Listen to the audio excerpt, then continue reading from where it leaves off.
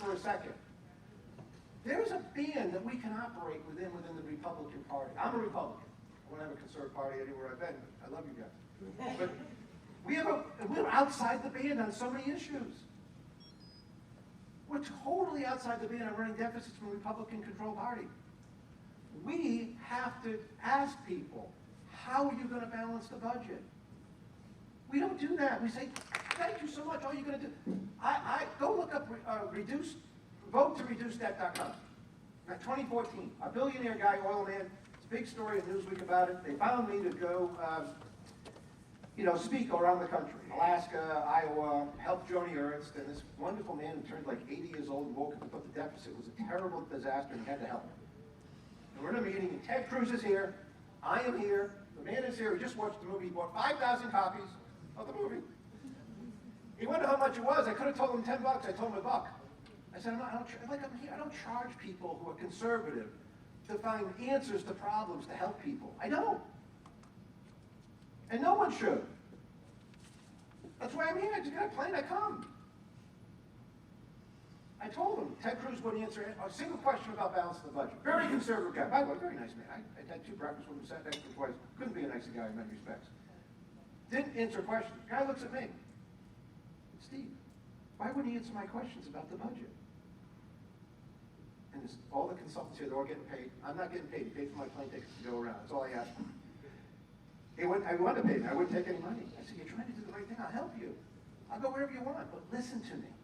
The only way for Joni Ernst to actually want to balance the budget is after she's elected. And you spend $500,000. And when she gets up in the morning and walks to the office, you have signs. Remember, Joni, you're supposed to balance the budget. 20 people with signs walking behind her, around her, to remind her. Ads on TV to embarrass people. They won't do it. 100% of U.S. senators operated outside of Republican bounds when the pandemic came. They all voted for the PPP program. They all need to resign. Tom Cotton, Marco Rubio, Ted Cruz. What would it possess people to do something so egregious? To know, the studies have come out. Large law firms that I know, partners got $56,000 per partner. They weren't laying off anybody. They just had $1 less revenue. They went to J.P. Morgan, got it done. Boom, $56,000 a partner. I know one guy who voted against 114 partners. I go all day about the people I know who got this stuff. I know them. They went to Harvard Business School. They're smart. And who got screwed? The guy making 80 grand. The guy making 80 grand is always should be your focus. I used to say 60, I'll say 80 now, right? Guy making 80 grand is actually making 74 this year. He knows it. Republicans outside on deficits. Over here. We can't allow it. Has to come in here. Do you know why I call the movie Fixing America? Because the word fix is never used in politics. They want to save Social Security in 1983. Greenspan, right? They want to save this. They want to save it for the future. Fix is when you actually, and middle-class people where I come from know that when you fix your car, you give somebody some money. It costs to fix things. That's why they don't say fix. To fix America, we're going to have to suck it up. And we're going to get less. Because we're the worst generation. We left nothing. The movie clearly states that when we go past $20 trillion, there's no going back of national debt. We're now at like 24. I know the number's 30, but we don't borrow all of it. Like $6 trillion is stupidly invested in Social Security. But anyway, to not to get into all these technical things. There's no out. There's no out for anybody. It's all in the next 3 years now happening. And what are we going to do about it? We have to have policies like okay, we're not going to fix the public schools. We don't care what you say. We're getting every kid out. I live in Shenandoah. I live in Albany County. I live in whatever. You have to change your mind about that. You have to say, I understand, you're right. Because you can't keep doing the same thing. In Revelations, there's a part about you come out. And I was a great writer, a great Christian writer wrote about it. And it basically, I read this in December of 2009, and I left Rhode Island. The gang, it's one thing that when things are like bad, you try to stay in some way to change it. It's another thing when the whole thing's full of gangrene, and you can't change it. You got to come out. And I left Rhode Island, I drove to Fort Collins, Colorado, because I couldn't change Rhode Island. I couldn't. There was no crisis. I needed a crisis. Not a Nancy Pelosi type crisis. I needed a crisis to help people, you know? So there's one issue. Let me tell you another issue, just another issue that you've got to get on board about. When you see somebody, we have a Federal Reserve. The Federal Reserve, not to go into this whole thing about when it was started, when I was on some island, I'm not into that. I'm into like simple math. Everybody here probably took Algebra 1. How do you solve with two equations for three unknowns? You don't. The Fed is in charge of money supply, and inflation's supposed to be 0, they change it to 2%. No one really knows why. Does price stability sound like 2% to you? Sounds like 0 to me. We were all okay with it. I don't see anybody saying you need to resign when they did it. If I had to walk up to Alan Morgan, when I ran the trade desk at Morgan Keegan, after someone had lost $4 million, I took over and I ran it even when I was president. We made $6 million in the trade desk my last year running. Company made, we did $500 million in revenue, we did $75 million pre-tax, publicly traded company. But if I had to walk up to Alan Morgan and lost $4 million, I would have my resignation with me. If I couldn't turn around Cranston, the town I grew up, the town that raised me, not to sound like Hillary Clinton, but the town that raised me, people across the street, the benefit, people who took care of me, they knew I was in a troubled situation. I would have told them I can't do it. I'm not running for re-election. Every member of the Fed Reserve needs to resign. And that should be the conservative message. If you call your congressman tomorrow, you need to tell them this. It can't be that the vote to put Powell back in as head of the Fed is 80 to 19 with my friend, the U.S. Senator from Pennsylvania, not showing up to vote.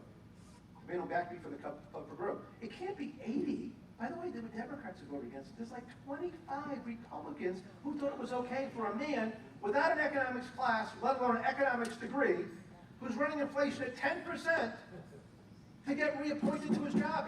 These are things that are not okay. And everybody knows they're not okay. And yet, my party has nothing to say about it. Did you ever watch the questions? Did you ever read the Fed minutes? Read the Fed minutes in 2007 and realize that this table and that table should have been on the Federal Reserve Board. There's not a question that there's no problem. There's never a discussion about what's going to happen to the banks. I read the whole 12 months. I knew. John Paulson knew. He made $1 billion of it, but we all knew there was a problem. Read them like the last 7 months. Read about inflation and try to find the word money. You won't find it. It gives the politicians the okay to say it's about Ukraine. It's about this. It's about money. MV equals PQ. It's a tautology. The money supply will say it's M2, harder to define than it used to be, times the velocity of money equals price times quantity, the nominal GDP. Anybody in macroeconomics would have learned that, even today. And yet no one talks about it. In 1978 to I was a kid, but people waited for Thursday afternoon money supply figures. Even when Volcker was around. I, in the 80s, a trader on paper, we waited. Not a discussion. How can we allow as conservatives, as Republicans, the discussion not to be about money? Too much money went into the system. I could give you, example after example. It takes a while in our country. It's not Venezuela, thankfully. We don't just put it out there. It goes through the banking system. The velocity goes down. It's up 20%. M2. It's going to be inflation of 10%. I said it a year and a half ago. Every member of the Fed is surprised. 3 have resigned over insider trading, and none go to jail. Are we going to? Is this okay? Because this inflation for people like me, God, I'm not poor anymore. I knew enough to buy silver below production costs. I knew what to do. The guy making half the country has $500. It's our job to take care of those people, to give them the opportunity to get out of poverty, to rise to the best they can, so their kid can go to college, and we're not doing it. Easy example. Every member of the Fed needs to resign. There's one coming to Memphis tomorrow, and a friend called me, he's going to ask him some questions, and I want to go down there and be in the back and yell out, you need to resign. Just another topic. By the way, an extremely important. What is more important on a secular basis? What's really more important than the middle class of our country being destroyed? Nothing. know, listen, how did Trump win an election? 2 weeks after he announced I said he was going to win, I have the tapes. Go to Steve Laffey, just play them. And I said exactly why. I made a movie called Fixing America. I couldn't take it any longer. I thought I would travel the country with 12 movie makers and ask people questions. Grover Norquist, a friend of mine, I had to have the movie. Steve Forbes helped me out. I said, could you be in the movie? I mean, I needed some famous people, but the movie is about regular folks who actually know what's going on. And there's a black man in a van outside Stuttgart, Arkansas. He's like, look up there, people aren't doing so well. We're not doing so well. And now, here's the real problem. We can't, why do people think that when you go to the Federal Reserve window on the website, it says, oh, the Taylor rule. For example, when inflation rises 2%, we should raise rates more than 2%. Why haven't they done it? They can't.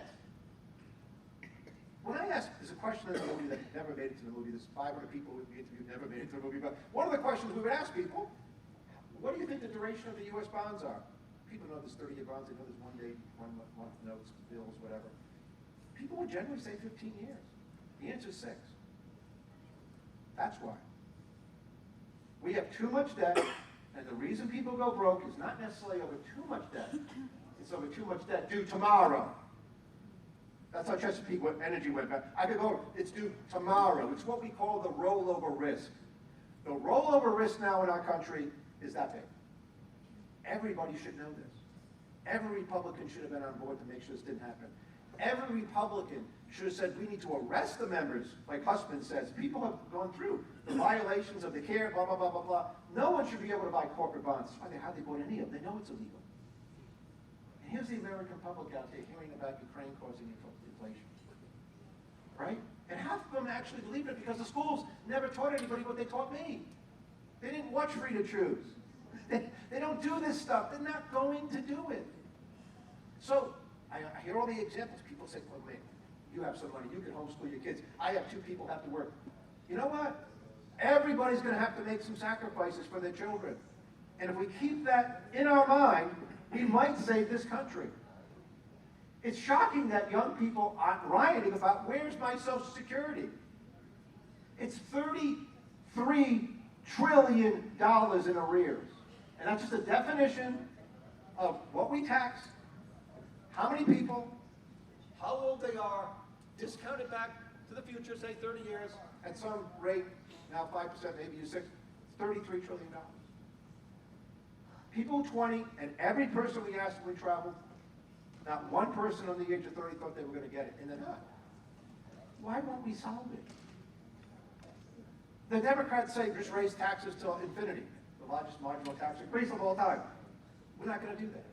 Republicans say nothing. Donald Trump, I'm not against President Bush. I had dinner with President Bush one time. I met the old man, older Mr. Bush. Couldn't have been a nicer person to me for half an hour. What's going on? Is it that bad that everybody in both parties was playing musical chairs and no one wants to get caught without a chair and they're just going to keep doing it until the chair's going, until the music stops? Because I'm telling you right now, I used to say there's going to be a real problem. It's going to be and now I'm saying it's actually here. The reason the Federal Reserve did not raise interest rates and they'll probably stop after twice is they can't. And when they can't, because if they did, by the way, if short-term rates were 5%, GDP, collect 20 trillion. You look, the GDP of our country is 20 trillion. The interest on the debt being so low, we kept rates so low for so long, it's like 300 billion. And then the other question you would ask people is like, what do you think America's borrowed at over the last 35 years? The answer is 6%. I think we're not going back to that, 6%. But 6% times, it's like $1 trillion. Where's the 750 billion come from? I don't know. Nobody knows. That's the problem. And so when you go back home tonight, maybe go look up a graph of Greece bonds going back 20 years, or Portugal. Because what everybody thinks is that these things happen slow. Go read about the Russian Revolution when people came home, how quickly that happened. Take a look at it. It's actually happening. If we tried to do that, everybody would wake up one day at some point and say, we can't pay the debt. And that would be the most ruinous day you would ever see financially in the history of this, to make the Great Depression look like a joke. If we don't, we're going to keep having inflation. So now there is no answer except for common sense conservatives to say what I said in Cranston. We're going to suck it up. People won't like it. We're going to have to go in a different direction, and I'm willing to get less. People in Cranston, I had to raise the taxes and cut services. I had by the way, think of a city of 83,000 people where 1,500 people came to debates and an 800-person city. 1,500 people showed up for the budget hearing. 1,500 people screamed about raising taxes, and again, 86% under a contract. What are you going to do? I had to get it right away. But when they watched me cut everything out of the budget for 45 minutes, including square dancing, $400, not paying the electric bill to the state, 30 grand. I thought to myself, they watch it all. They begin to think to themselves, this guy, he doesn't give a rat's ass about anybody. He doesn't have any friends. He's going after the fire. He fired the crossing guard for making her, and they started clapping. They started clapping because finally it was fair. The problem in America is that no one thinks it's fair. They think that the inside elite crowd takes advantage. That's why populism is growing. I'm really a populist. By definition, I trust people. I'm a conservative. I'm a real conservative. But I trust people. Look at China. I've been saying for nearly 20 years, every place I've been, that we should not trade at all with China. I said the Wall Street Journal was wrong. I said that Nixon was wrong. Bush was wrong. Clinton was wrong. That no communist country would ever become a democracy by trading with them. You know why? It's never happened. There's no evidence. We don't buy their bonds. They only buy ours. Why? To keep their currency so they can have trade. They take this trade, steal our ideas to this very day, and in the movie you watch one guy say, Bill Radigan, you watch him say, through a confluence of events, these major U.S. companies, they just became Chinese companies. China doesn't lobby the U.S. government. John Deere does, or whatever, or Walmart does. I want to tell you, this is about leadership, about how we change. This suit's made by Hickey Freeman. Peter Blair made the tie in America. The shirt's a Gitman shirt. The belt's made by, I have to look at it, but it's the company in San Francisco. Alan Edmond. They made my shoes and my socks. I don't know who made the underwear. I don't. But no one's trying. Where is the president like Kennedy about doing physical fitness? Remember? Where's the man in the moon speech? We will go to the moon, not because it's easy, because it's hard. Go read the speech. There's actually numbers in the speech. Like how much it will cost. Where is that? We all bought more stuff than we need because rates are too low. Rates have to go back to market rates. Housing prices will go down. Some people will go broke. The country will be saved. And China, communist China, stop with communist China, should be always referred to as communist China. Did we trade a lot with Russia, other than the Lend-Lease stuff in World War II? Did we say, oh yeah, it's great?